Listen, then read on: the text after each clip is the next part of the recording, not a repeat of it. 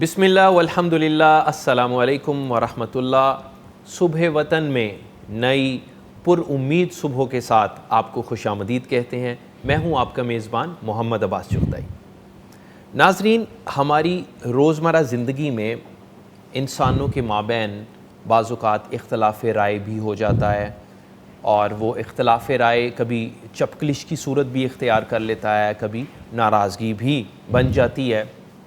تو ایسی صورت میں ہمیں دو طرح کے لوگوں یا دو طرح کے رویوں کا سامنا کرنا پڑتا ہے۔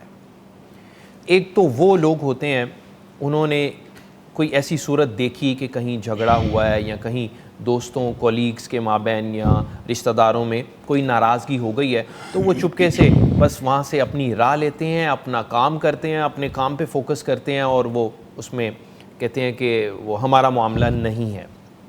جبکہ کچھ لوگ ایسے ہوتے ہیں جو اپنے کسی کولیگ، بھائی، کسی رشتہ دار کو کسی پرابلم میں دیکھتے ہیں، یا دیکھتے ہیں کہ ان کے مابین کوئی ناراضگی ہو گئی ہے یا چپکلش ہے، تو وہ خود کو والنٹیرلی پیش کرتے ہیں اور ان کے مابین تعلقات کو بہتر بنانے کے لیے کوشش کرتے ہیں۔ تو ناظرین، آپ جانتے ہیں کہ وہ لوگ جو مسلمان بہن بھائیوں میں یا رشتہ داروں میں جب کبھی چپکلش ہو جائے یا ناراضگی ہو جائے، ان کی صلح کرانے کی کوشش کرتے ہیں، ان کے حالات کو بہتر کرنے کی کوشش کرتے ہیں، تو ایسے لوگ اللہ سبحانہ و تعالیٰ کو بہت پسند ہیں۔ اور اللہ کریم نے قرآن کریم میں یہ حکم بھی دیا ہے کہ مسلمانوں کے دو گروہ اگر آپس میں لڑ پڑیں تو ان کے مابین صلح کرا دینی چاہیے، ان کے مابین ان کو بٹھا کر ان کا معاملہ فہم و تفہیم سے حل کر دینا چاہیے۔ تو ایسے لوگ اللہ کو زیادہ پسند ہیں۔ تو اپنی راہ لینے کی بجائے ہمیں یہ چاہیے کہ اگر ہم دیکھیں کہ ہمارا کوئی بھائی بہن، کوئی دوست پریشان ہے، اس کا کوئی معاملہ خراب ہے، کہیں ناراضگی ہے، تو ہمیں اپنے آپ کو آگے پیش کرنا چاہیے۔ اس سے ہماری قدر و منزلت بھی بڑھتی ہے، ہمارا علم بھی بڑھتا ہے، اور ہمارا ایکسپیرینس بھی بڑھتا ہے، لائف کے بارے میں ہمارا ویژن بڑھتا ہے، اور ہم نہ صرف اپنے معاملات کو اچھے طریقے سے چلا سکتے ہیں، اللہ سبحانہ و تعالیٰ کی رضا بھی حاصل کر سکتے ہیں، اور لوگوں کو بھی فائدہ دے سکتے ہیں۔ پروگرام کی جانب بڑھتے ہیں۔ جیسا کہ ہمارا فارمیٹ ہوتا ہے کہ تلاوت کلام پاک سے آغاز کرتے ہیں، پھر وظیفہ آپ کو بتلایا جاتا ہے، آپ کے سوالات کے جوابات آپ کو دیے جاتے ہیں، اور آج کے پروگرام میں دو خاص باتیں ہیں۔ ایک تو یہ کہ آج کے پروگرام میں ہم آپ کو حفظ کیے وہ بچے جنہوں نے قرآن پاک کو حفظ کیا، اور وہ کمپیوٹر حفظ ہے ان کا ماشاءاللہ، آپ ان کو کہیں سے بھی پوچھیں، وہ اس آیت سے آگے پیچھے اس کی منزل، اس کا پارہ، وہ کس سورہ میں ہے، سورہ کہاں، وہ سورہ مکی ہے، مدنی ہے، آیات کتنی ہیں، حروف کتنے، ماشاءاللہ وہ بچے بہت ٹیلنٹڈ بچے ہیں، ٹیلنٹڈ حافظ القرآن ہیں۔ ان بچوں سے اور ان کے اساتذہ سے انشاءاللہ آج آپ کو ملوائیں گے۔ یہ تو تھی اس پروگرام کی ایک خاص بات۔ اور جو دوسری خاص بات ہے، ہمارے مفتی مولانا محمد اجمل بھٹی صاحب جو ہمارے پروگرام کی رونق ہیں، آپ کے سوالات کے جوابات دیتے ہیں، وظائف بتاتے ہیں، آج تلاوت کلام پاک بھی ہم مفتی صاحب سے سنیں گے۔ السلام علیکم مفتی صاحب۔ وعلیکم السلام ورحمۃ اللہ۔ کیسے ہیں آپ؟ خیریت سے ہیں؟ الحمدللہ۔ آج تو ہم آپ سے ڈبل ماشاءاللہ خیر حاصل کریں گے انشاءاللہ۔ پہلے تو وظائف پوچھتے تھے، آج تو قرآن پاک کی تلاوت بھی انشاءاللہ ہماری درخواست ہے آپ ہمیں سنائیں گے۔ اعوذ باللہ من الشیطان الرجیم، بسم اللہ الرحمن الرحیم، وَلِمَنْ خَافَ مَقَامَ رَبِّهِ جَنَّتَانِ فَبِأَيِّ آلَاءِ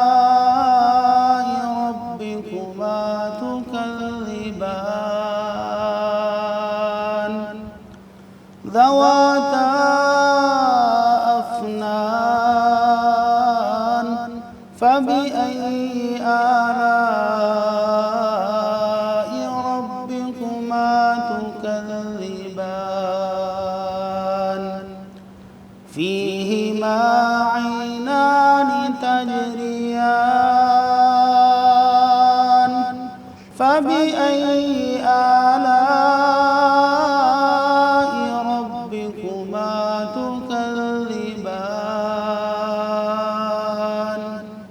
فيهما من كل فاكهة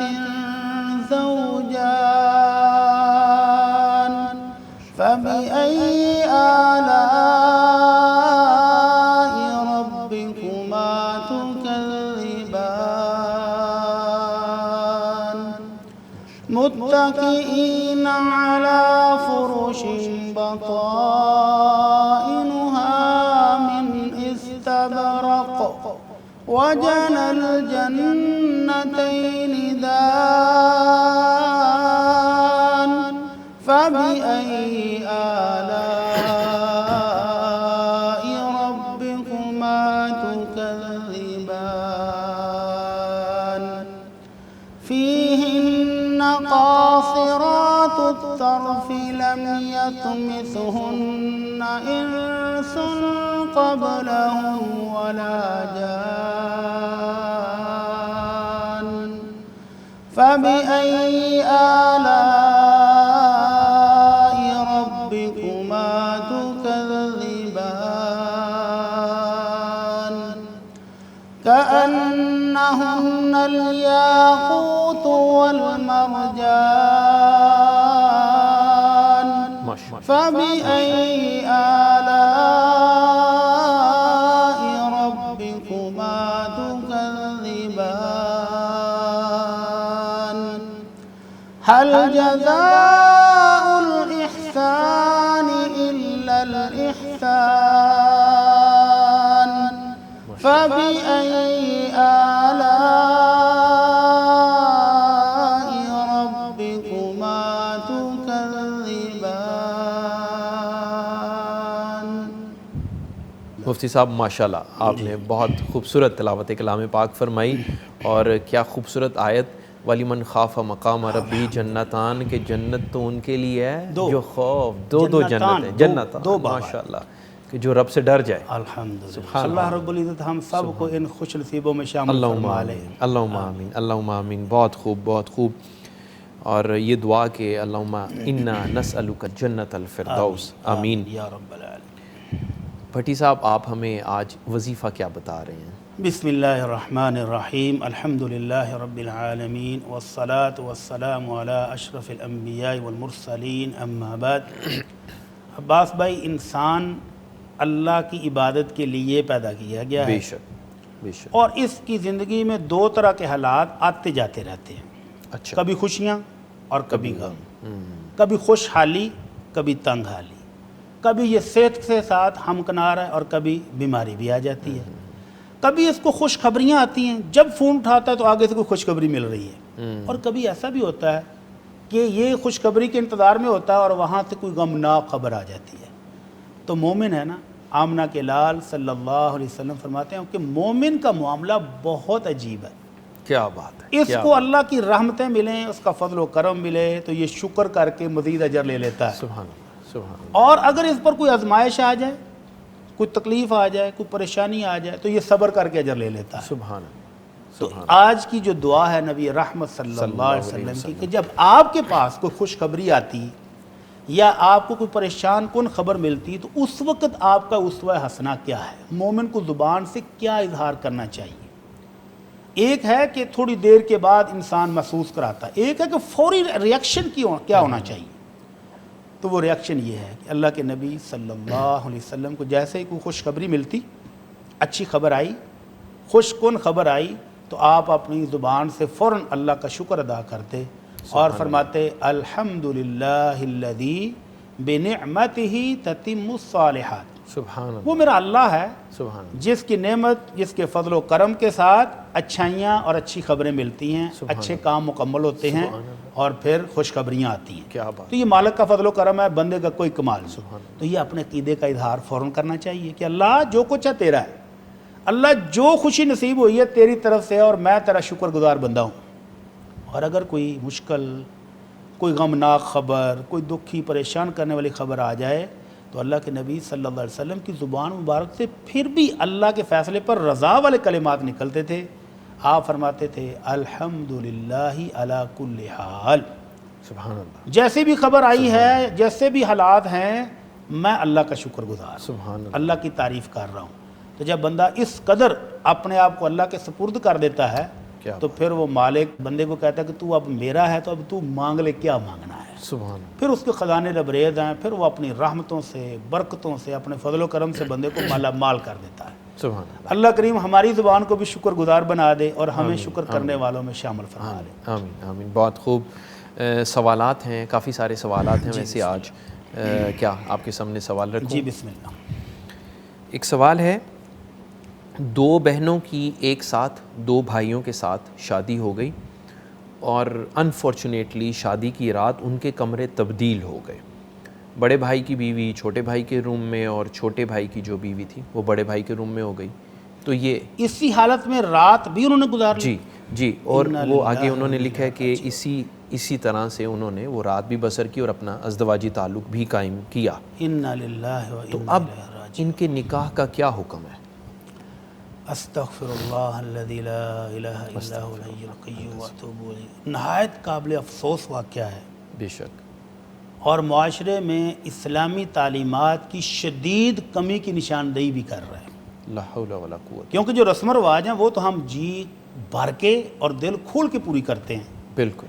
جس گھر میں شادی کا فنکشن ہے، ہفتوں پہلے لائٹنگ، یس. رنگ برنگی رسومات اور ان پر بے دریغ خرچہ، بے دریغ وقت کا خرچ، اور پوری سب کچھ پلاننگ کر ہو رہے رہی ہیں. ہوتی ہے ہر کہ چیز. کیا کیا انہوں نے رسومات کرنی حیران ہیں. کن بات یہ ہے کہ یہ 2 بھائی تھے تو ان کے ظاہر ہے 2 کمرے تو تیار ہوئے ہوں گے نا. یس یس. اور کئی مہینوں سے تیار ہو رہے ہوں گے کہ یہ بڑے بھائی کا کمرہ ہے، یہ چھوٹے کا ہے. یس. اور جو دلہنیں ہیں ان کو دیکھنے کے لیے جو جا رہی ہیں بہنیں، خالائیں، پھوپھیاں، بے شمار رشتہ جو دار گھر جاتے کی ہیں. خواتین جا رہی ہیں وہ تو اور پہچانتی یہ ہیں شادی والے دن سارا گروپ بھی ساتھ ہی تھا. یس. برات آئی ہے تو جب کمروں میں شفٹ کیا ہے تو یہ سارے لوگ بے ہوش تھے کیا؟ بس یہ سوال ہے، سمجھ یعنی نہیں آ رہی کہ کمرے یہ فکس کیسے ہیں، اس قدر. دلہنیں فکس ہیں، نکاح کے ٹائم پر ہر چیز فکس تھی، تو یہ کمروں میں شفٹ کرتے وقت ہی سب کے سب ہی کیوں بے ہوش تھے؟ اور اگر بالفرض یہ مان لیا جائے کہ ان دلہا صاحبان نے اپنی دلہنوں کو پہلے نہیں دیکھا تھا یا دلہنوں نے دلہا کو نہیں پہلے دیکھا تھا، چلو ان سے تو غلطی ممکن تھی. ٹھیک ہے. تو کیا گھر والے جنہوں نے کئی مہینوں سے منگنی کی رسومات اور پھر دن ڈالے گئے اور پھر آنے جانا لگا، ان سب کو بھی پتہ نہیں چلا کہ ہم یہ کون سی دلہن کس کمرے میں بھیج رہے ہیں؟ اور ہمارے یہاں عموماً ہوتا یہ ہے کہ دلہن کو کمرے میں بھیجنے کے بعد بھی کئی گھنٹے وہاں فنکشن چلتا ہے، فوٹو سیشن چلتا ہے، سیلفیاں ہوتی ہیں. ایسی ہے. ان سب کے باوجود کسی کو کچھ خبر نہیں رہی. اچھا یہ بھی تو ہو سوائے سکتا ہے انا للہ و انا الیہ راجعون پڑھنے کے ہم کیا کہہ سکتے ہیں. کوئی جڑواں اب بھی حل تو ہو کیا ہے؟ سکتی ہیں. جی جڑواں نہ ہو، پہچاننے میں کوتاہی کچھ ہو تو علامت رکھنی چاہیے. اگر جڑواں ہوں تو پھر تو زیادہ مزید احتیاط کی ضرورت تھی. تو اب حل کیا ہے؟ تو اب ان کا حل کیا؟ جی حل بالکل. شرع کیا کہتی ہے؟ شریعت یہ حالت بتاتی ہے. 3 حل ہیں، ایک آسان ہے، 2 قدر مشکل ہیں.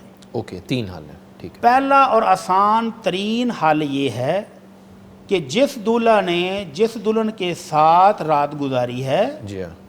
اب وہ اپنی جس کے ساتھ نکاح ہوا تھا صبح اٹھتے ہی ان کو طلاق دیں دونوں بھائی، ٹھیک ہے. اور فوری طور پر جن کے ساتھ رات گزاری تھی ان کے ساتھ نکاح کر دیا جائے. بہتر. جو غلطی ہو گئی ہے اس کو سدھار لیا جائے فوری. ٹھیک ہے. تو یہ سب سے آسان حل ہے جی بہتر. کہ پہلا جو نکاح ہوا تھا اس میں وہ طلاق دے دیں، ٹھیک ہے. اور جس کے ساتھ رات بسر ہوئی ہے ان خواتین کے ساتھ دونوں بھائی شادی کر لیں. تو اس میں عدت نہیں ہوگی؟ اس میں عدت نہیں ہوگی، کیونکہ جس نے ہم بستری کی ہے شادی بھی اب اسی کے ساتھ ہو رہی ہے. تو پھر عدت نہیں ہے. پھر عدت نہیں. صحیح. دوسرا طریقہ جو قدر مشکل ہے وہ یہ ہے کہ اب ان دونوں کو علیحدہ علیحدہ کر دیا جائے، دلہنوں کو دلہوں کے ساتھ نہیں رہنے دینا.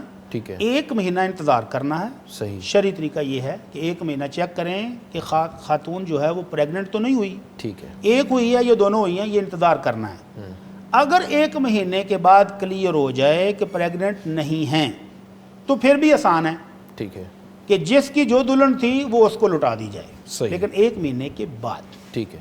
جس کی جو دلہن تھی وہ صحیح کمرے میں پہنچا دی جائے اور ساتھ اللہ سے توبہ استغفار بھی کریں، اللہ سے معافی مانگے کہ اتنی بڑی کوتاہی انہوں نے کی ہے. بالکل بہت بڑی کچھ صدقہ خیرات کر کے اللہ سے توبہ کریں. صحیح. اور اگر ان میں سے کوئی ایک یا دونوں پریگننٹ شو ہو جائیں مہینے کے بعد تو پھر یہ بہت مشکل مرحلہ ہے. صحیح. پھر اب انہوں نے کیا کرنا ہے؟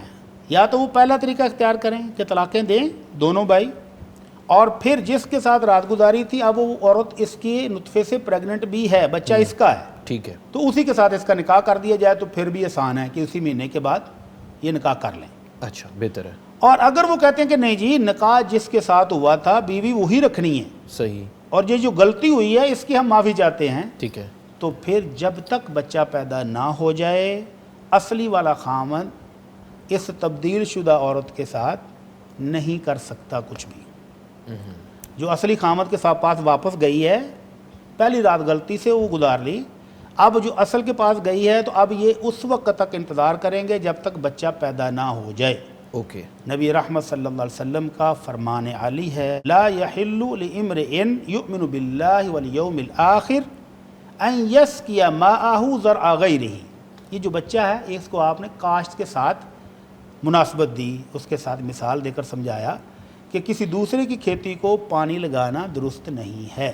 اوکے، تو جب تک یہ حمل بھائی کا حمل موجود ہے تو جو دوسرا اصلی خامند تھا وہ اس عورت کے ساتھ ہم بستری نہیں کر سکتا۔ ٹھیک ہے، تو یہ بچہ پیدا ہوگا تب یہ اس کے ساتھ ہم بستری کر سکے گا۔ کیا نکاح اب بھی وہ جو کرے گا؟ بچہ ہے نہیں نکاح تو نکاح نہیں کرے گا، نکاح قائم ٹھیک ہے۔ ہے، جی بہتر، یہ جو انہوں نے غلطی کی ہے اس کو کہتے ہیں شبہ، جی بہتر، نکاح شبہ یا وتی بالشبہ۔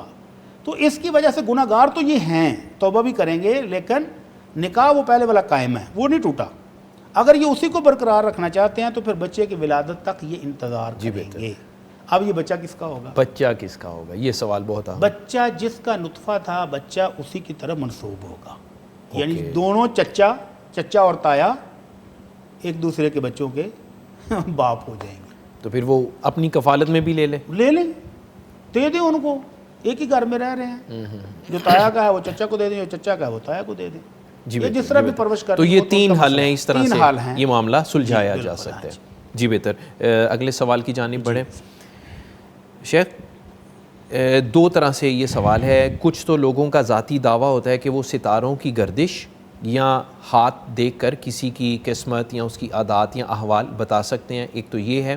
دوسرا اس کا سوال کا جو دوسرا رخ ہے وہ یہ کہ کچھ لوگ ایسے لوگوں کے پاس جاتے ہیں یا ان سے رابطہ کرتے ہیں جو ان کو ستاروں کی چال بتاتے ہیں، ان کو ان کا ستارہ کون سا ہے، وہ کس ماہ میں پیدا ہوا، اس ماہ میں پیدا ہوا تو اس کا ستارہ یہ ہوگا۔ اس طرح کے لوگوں کے پاس جاتے ہیں اور اس سے پھر وہ اپنے معاملات میں رہنمائی لیتے ہیں۔ ستارہ گردش میں ہے، جی یا بالکل، فلاں کا ستارہ آج کل بہت روشن ہے، جی ہاں، تو وہ زائچہ بنا کے یا کسی طرح سے ستاروں سے رہنمائی لے کے تو وہ لوگ جو ہے نا اپنی معاملات کو کرنے کے لیے اس میں سے راہ نکالتے ہیں۔ تو کیا ایسا کرنا یا ایسے لوگوں کے پاس جانا کیسا ہے اور اس معاملے کی کیا شرعی حیثیت ہے؟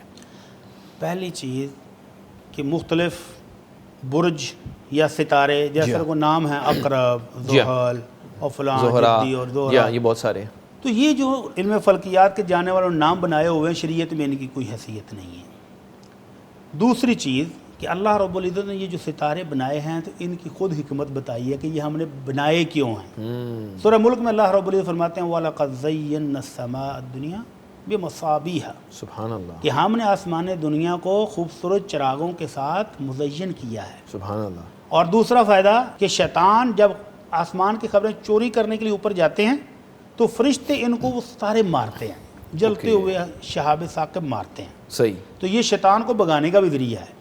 اور تیسرا فائدہ فرمایا وَعَلَامَاتٍ وَبِالنَّجْمِ هُمْ يَهْتَدُونَ، کہ یہ ستارے جو ہیں یہ مسافروں کے لیے رستے کی رہنمائی دیتے ہیں۔ پرانے دور میں کیا کرتے تھے کہ یہ ستارہ ادھر ہے تو یہ مشرق کی جانب ہے، یہ ادھر ہے تو یہ مغرب کی جانب ہے، اور یہاں کے فاصلہ ادھر کو جائیں گے تو یہ ستارہ ادھر تک پہنچ جائے گا، تو سفر کے تعین کے لیے اس ستاروں کا علم رکھتے تھے۔ اور آج بھی سمندر میں جو سفر ہوتا ہے اس میں رہنمائی لیتے ہیں، جہاں کوئی نیویگیشن دوسری اور سسٹم جو ہے وہ علامت نہیں ہے تو ستاروں کی مدد سے وہ سفر کرتے ہیں۔ یہ تو ہے جائز علوم، ان کو سیکھنا سکھانا درست ہے۔ اب دوسری چیز کہ اگر کوئی شخص سمجھتا ہے کہ ان ستاروں کی وجہ سے کسی شخص کی زندگی میں نفع یا نقصان ہو سکتا ہے تو یہ شرک اکبر ہے۔ اللہ اکبر۔ اگر کوئی شخص یہ سمجھے کہ اس کا ستارہ گردش میں ہے، فلاں کا ستارہ روشن ہے، اور ستاروں کی وجہ سے اس کی زندگی میں کوئی نقصان ہو رہا ہے یا کوئی نفع ہو رہا ہے اور یہ ستارے باقی کارگر ہیں، تو یہ شرک اکبر ہے، یہ بندہ مسلمان نہیں رہتا۔ اور اگر کوئی شخص یہ سمجھتا ہے کہ یہ ستارے جو ہیں ان کا علم میرے پاس ہے، میں غیب کا علم جانتا ہوں کہ یہ ستارہ طلوع ہوگا تو تمہاری زندگی میں یہ ہوگا، یہ ستارہ اب طلوع ہوا تو تمہاری زندگی میں یہ ہونے والا ہے. تو یہ جو غیب کا علم کا دعویٰ کر رہا ہے تو یہ بھی مجرم ہے. اللہ رب العزت فرماتے ہیں قُلْ لَا يَعْلَمُ مَنْ فِي السَّمَاوَاتِ وَالْأَرْضِ الْغَيْبَ إِلَّا اللَّهُ، آسمانوں زمین میں جو کوئی بھی ہے وہ غیب کا علم نہیں جانتا سوائے اللہ کے. سوائے اللہ. یہ تو غلط فہمی ہے، غیب کا علم بھی کوئی نہیں. تیسری چیز یہ ہے کہ کوئی شخص کہے کہ یہ ستارے جو ہیں یہ ایک علامت ہیں، یہ ایک سبب ہے کہ یہ ستارہ جب طلوع ہوتا ہے تو بارشوں کا موسم آ جاتا ہے، یہ ستارہ طلوع ہو تو سردی آ جاتی ہے، یہ ستارہ طلوع ہو تو گرمی آ جاتی ہے. تو یہ جائز. اب رہ گیا کہ ان نجومیوں کے پاس، ان عاملوں کے بعد، پامسٹوں کے بعد، ذائچہ بنانے والے، ہاتھ کی لکیریں دیکھنے والے، طوطا فال نکالنے والے، ان کے پاس جانے کی کیا حیثیت ہے اور خود ان کا کیا حکم ہے. نبی رحمت صلی اللہ علیہ وسلم فرماتے ہیں من اقتبس شعبۃ من علم النجوم فقد اخذ شعبۃ من السحر زاد ما زاد. جس بندے نے علم نجوم اس لیے سیکھا ہے کہ وہ قسمتوں کے حال بتائے گا، لوگوں کو نفع نقصان بتائے گا، تو اس نے جادو کی ایک قسم سیکھی ہے. جتنا زیادہ سیکھتا جائے گا اتنا بڑا مجرم بنتا جائے گا. استغفر اللہ. تو جو شخص ان کے پاس قسمت کا حال جاننے کے لیے جاتا ہے، لو جناب میرا ذائچہ بنا کے بتائیں کہ میرا دبئی کا سفر کیسا رہے گا، ٹور پہ جا رہا ہوں، میں اس سال بزنس شروع کرنے لگا ہوں، شروع کروں کہ نہ کروں، شادی کرنا چاہ رہا ہوں، کروں کہ نہ کروں، تو اللہ کے رسول صلی اللہ علیہ وسلم فرماتے من اتی عرافا، جو اس طرح کے عاملوں کے پاس جاتا ہے، لم تقبل له صلاۃ 40 یوما، 40 دن تک اس کی نماز ہی قبول نہیں ہوتی. اللہ اکبر، اللہ اکبر. اور اب اگر اس دوران وہ فوت ہو گیا تو کیا بنے گا؟ پھر اس کی کیا اور موافق کی کیا دوسرے امید فرمانے رہے گی؟ عالی میں آپ نے فرمایا من اتی کاہنا، نجومی، ان کے پاس جو شخص جائے فصدقہ بما یقول، اور اس کی باتوں کی تصدیق بھی کرے. ہاں جی نجومی صاحب، پامسٹ صاحب، آپ نے صحیح یقین بتایا، کر رہا ہے.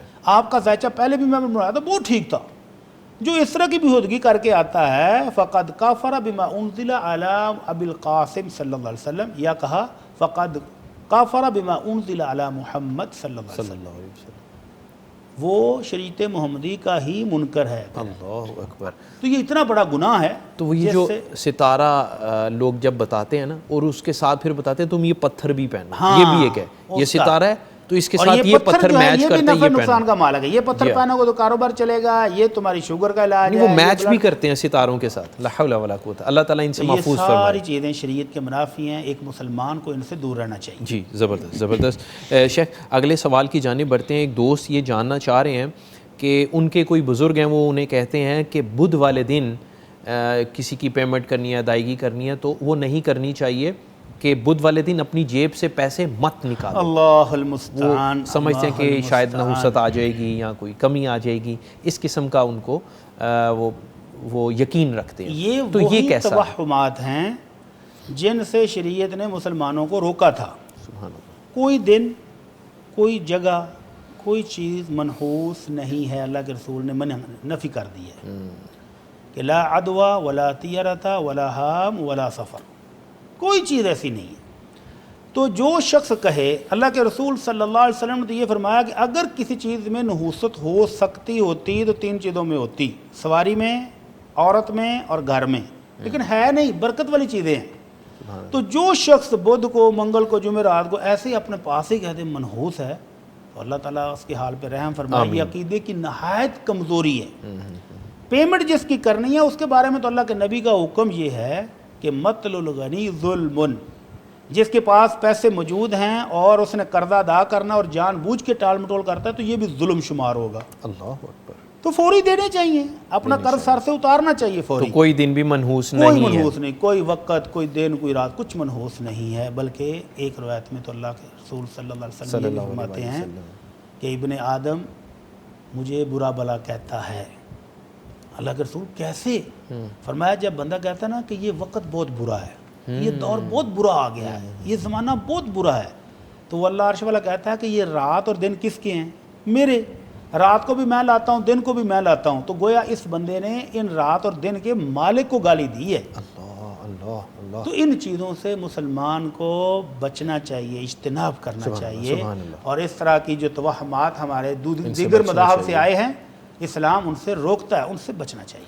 شیخ ویسے بھی اگر یہ کہتے ہیں کہ بدھ والے دن آپ خرچ نہ کرو تو کیا اس کا مطلب ہے کہ اس دن آپ صدقہ کریں گے نہیں؟ آپ باقی ایام میں صدقہ نیکیاں کر رہے بھی ہو نہیں کریں گے اور گویا. وہ نیکی نہ کر پائیں یعنی گے. قرض کی ادائیگی بھی تو ایک نیکی ہے, وہ بھی بالکل. نہیں کریں گے آپ. صدقہ بھی نہ کر پائیں, نیکی بھی نہ کر پائیں. اچھا تو اللہ پھر اس کا اکبر. مطلب پورا مسلم دنیا کا کاروبار تو ٹھپ ہو گیا نا. لا حول ولا جس سے آپ نے لینے ہیں وہ بھی نہیں دے رہا, اور جس کو آپ نے دینے ہیں آپ بھی نہیں دے رہے, تو بزنس تو بند ہو گیا. جی بالکل. تو اس کا مطلب بدھ کو تو پھر انٹرنیشنل چھٹی ہونی چاہیے. زبردست. شیخ, جو بندہ اذان اور اقامت کے درمیان یہ دعا پڑھے اللہم انی اسألک العفو والعافیت فی الدنیا والآخرہ, تو اللہ کریم اس کو 4 طرح کے انعام دیں گے, اور وہ کسی خطرناک بیماری میں مبتلا ہو کر مرے گا نہیں, کوئی خطرناک بیماری سے نہیں فوت ہوگا, یا اللہ تعالیٰ اسے تنہائی کے گناہ سے محفوظ رکھیں گے, ظالموں سے دور رکھیں گے, اور اس کی روزی آسان فرما دیں گے. کیا یہ حدیث صحیح ہے کہ اذان اور اقامت کے درمیان اگر یہ ہم دعا پڑھیں تو یہ والے ہمیں فیوز و برکات حاصل ہوں گے؟ عباس بھائی حدیث اس کے الفاظ ٹھیک ہیں. اچھا جی. اور جو فضیلت ہم نے تراشی تو وہ ہمارے سوشل میڈیا کے مفکرین کا کمال ہے. یہ بڑی بدقسمتی ہے کہ جب سے یہ سوشل میڈیا کا عروج آیا ہے تو ہم نے اللہ کے رسول صلی اللہ علیہ وسلم کا نام لے کر آپ کے بارے میں اتنے جھوٹ گڑے ہیں کہ وہ شمار ہی نہیں کیے جا رہے. ان میں سے ایک یہ بھی ہے. اوکے. حدیث یہ صحیح ہے کہ الدعاء لا يرد بین الاذان والاقامہ, کہ اذان اور اقامت کے درمیان جو دعا کی جائے وہ اللہ قبول کر لیتا ہے. سبحان اللہ. سبحان. اور یہ جو الفاظ ہیں اللہم انی اسألک العفو والعافیت فی الدنیا والآخرہ, کہ اللہ دنیا اور آخرت میں مجھے معافی بھی چاہیے اور اللہ تیری طرف سے سلامتی بھی چاہیے. سبحان اللہ. تو یہ روایت بھی صحیح ہے, یہ حدیث بھی صحیح ہے.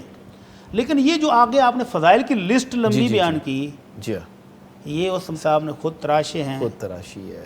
ویوز, ریٹنگ اور اس پر ملنے والے پیسے, یہ لالچ نے آ کر ہمیں بے خوف کر دیا. حالانکہ یہ معاملہ اتنا خطرناک ہے کہ حضرت زبیر رضی اللہ تعالیٰ عنہ رسول اللہ صلی اللہ علیہ وسلم کے کزن, آپ کے درینہ صحابی, حدیثیں نہیں بیان کرتے. تو بیٹے نے پوچھا ابا جی فلاں اور فلاں میرے چچا جو ہیں وہ بہت حدیث سناتے ہیں, آپ نہیں سناتے.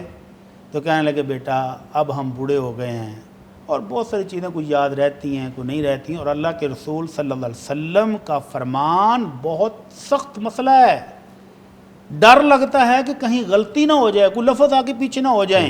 اس قدر احتیاط. کون کہہ رہا ہے؟ صحابی رسول جس نے براہ راست سنا ہے. سبحان اللہ. اور کیوں نہیں بیان کرتے؟ کہتے ہیں میں نے اللہ کے نبی صلی اللہ علیہ وسلم کی زبان مبارک سے یہ الفاظ سنے ہیں من کذب علی متعمدا فلیتبوأ مقعدہ من النار, جس بندے نے میرے بارے میں جان بوجھ کے جھوٹ بولا وہ اپنا ٹھکانہ جہنم میں بنا لے. تو صحابی رسول جو اس نے باوجود کہ خود سنی ہیں وہ بھی بیان کرنے سے ڈر رہے ہیں کہ کہیں کوئی لفظ آگے پیچھے نہ ہو جائے. اور یہ لوگ اتنے دھڑلے کے ساتھ اپنے پاس صرف چیزیں بنا کے تو شیئر کیے جا رہے ہیں, اور ویوز آ رہے ہیں, ریٹنگ آ رہی ہے, ویوز کے چکر میں ڈالر آ رہے ہیں, کمائی آ رہی ہے, اس قدر وبال اکٹھا کر اور اپنے لیے جہنم خرید رہے ہیں. تو مجھے ایک دوست نے کہا جی اگر یہ غلط ہے, اس طرح کی کوئی چیز تھی, کہتے ہیں جی ہم پرائمری اسکول سے لے کر پی ایچ ڈی تک کی کتابوں میں یہ لکھی ہوئی ہے. تو میں نے کہا اب کیا کریں اگر بہت سارے ایسے کانسیپٹ ہیں.